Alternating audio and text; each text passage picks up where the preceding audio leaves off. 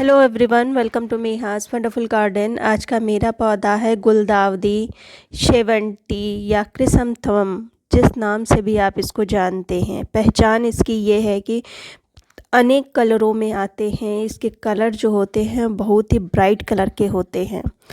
एक permanent plant है जो कि पूरे साल भर बना रहता है, लेकिन फ्लावरिंग इसमें तभी होती है जब रातें ठंडी होती हैं। रातों में कोहरा गिरता है तब इसमें फ्लावरिंग होती है।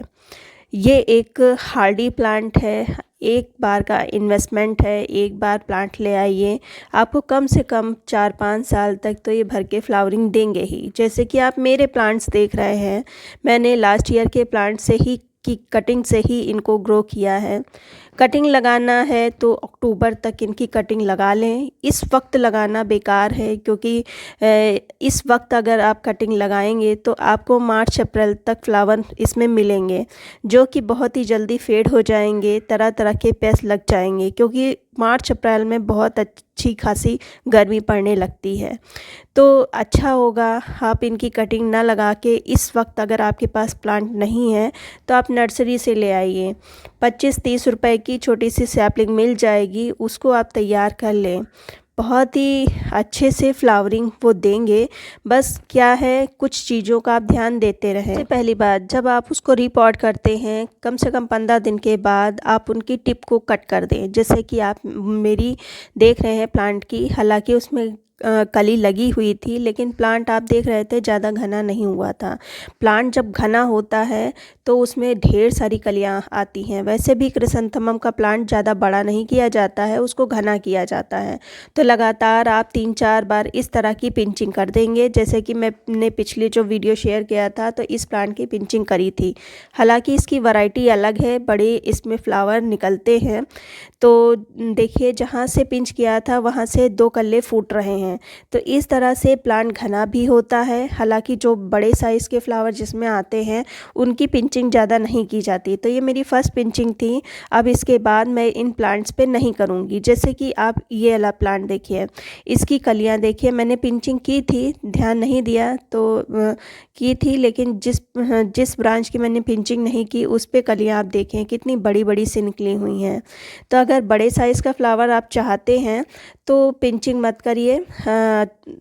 अगर हालांकि बहुत कुछ वैरायटी पर भी डिपेंड करता है।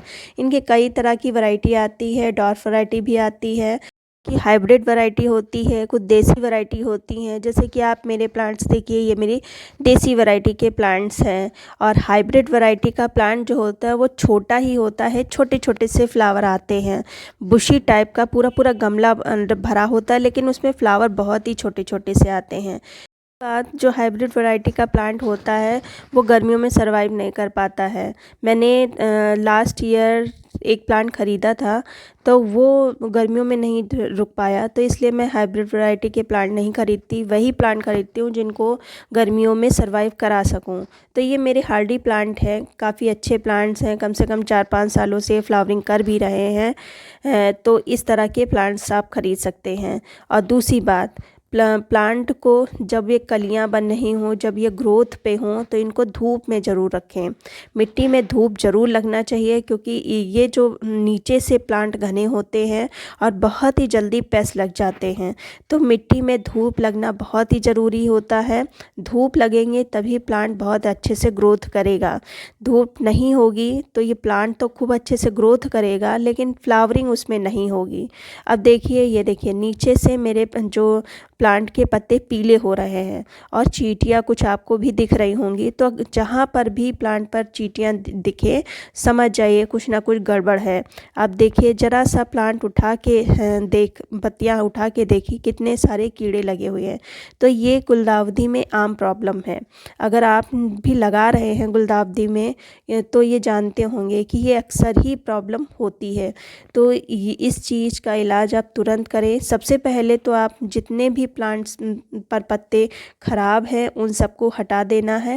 और देखिए, जितने भी पीले पीले से हैं उन सबको हटा देना है, और सभी पर लगे हुए हैं। इस तरह से प्लांट की नीचे से सफाई कर देना है, इस तरह से।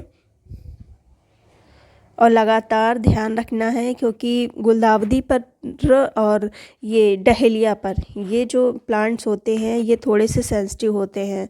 तो देखिए नीचे के मैंने पत्ते बिल्कुल हटा दिए। पत्ते हटाने के बाद अब इनका इलाज करना है। अब घरेलू अगर प्रॉब्लम कम है तो घरेलू सोडा वोडा का इस्तेमाल करके सही किया जा सकता है।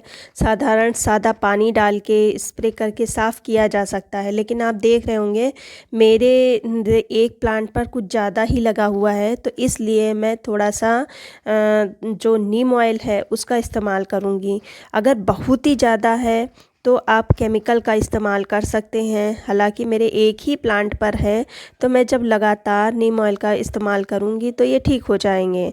तो नीम ऑयल का इस्तेमाल कैसे करना है, ये देखिए मैंने आधा लीटर पानी लिया है और इफ़को ब्रांड का मेरे पास नीम ऑयल है, काफ़ी अच्छा है। तो इसकी मैं एक बूंद लूँगी और एक ही बार में ये कीड़े नहीं साफ़ होंगे। हर दूसरे या तीसरे दिन इसका स्प्रे लगातार करते रहना है।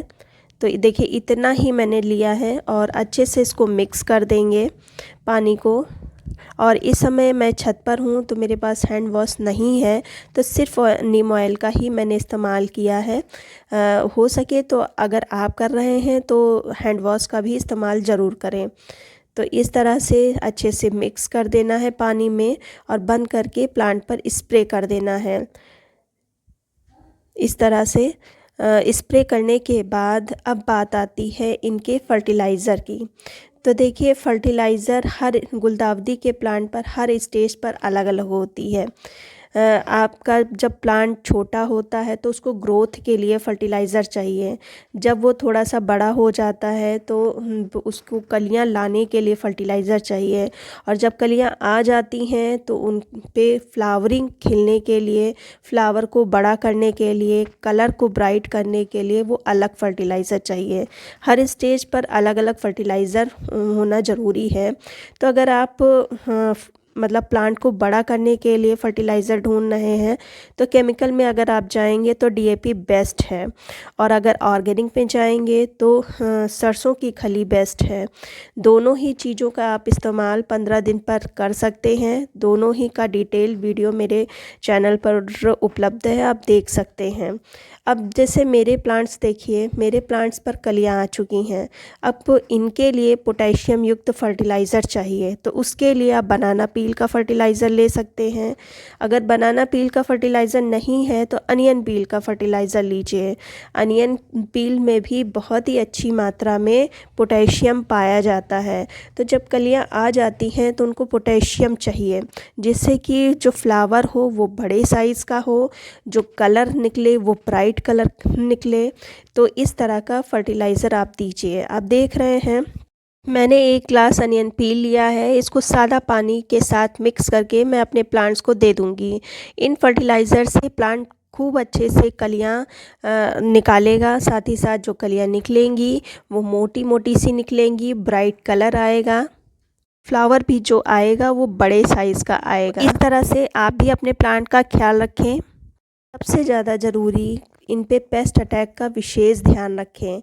अगर नहीं लगा है तब भी आप सादे पानी से स्प्रे करते रहिए, या कभी सोडा डाल दिया तब स्प्रे करते रहिए। अगर लग जाते हैं तो अगर कम है तो उस तरह सा ट्रीटमेंट करिए, अगर ज़्यादा लगे हैं तो फिर केमिकल का इस्तेमाल करिए। उम्मीद करती हूँ वीडियो अच्छा लगा होगा। अगर अच्छा लगा है तो लाइक कर दीजिए।